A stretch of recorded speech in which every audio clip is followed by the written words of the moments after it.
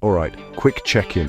If numbers feel like a language you half speak, this one's for you. Imagine I say I've got X pounds and my friend gives me 2. Now I have 7. What's X? If you said 5, congrats. You've just solved an algebra equation. Algebra is just a smart way to talk about unknowns and patterns.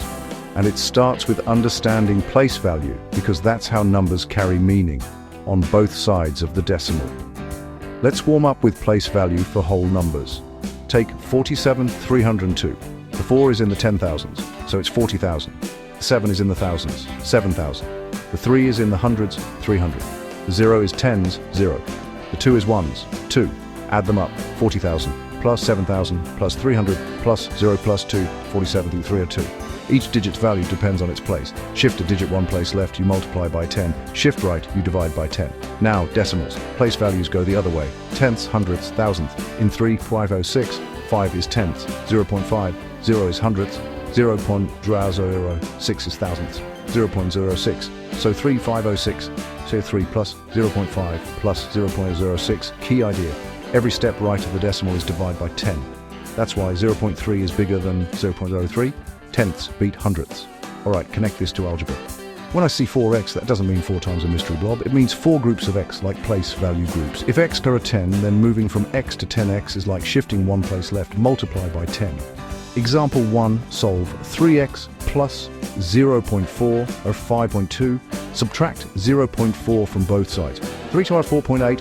Divide by 3, x over 106, quick check, 3 to 1.6 plus 0.4, out 4.8 plus 0.4, out 5.2, works. Example 2, which is larger, 0.7x or 0.07, place value says tenths, hundredths, so 0.7x is 10 times bigger than 0.07 for any positive x. Example 3, expand and simplify using place value thinking, 2 1.3 plus 5 0.02, 2.6 plus 0.10, 2.7, I'm just grouping tenths and hundredths exactly like with digits. Common traps, writing 0.3 plus 0.07, 0.10. Careful, that's 0.37 because tenths and hundredths don't fuse into a new decimal point, they sit in their places. Forgetting that 5 are 5.0 or they're 5.0. Zeros after the decimal don't change the value, they only mark place. Mixing units. If x is meters, 0.5x is half a meter, not 0.5 of something random. Units matter.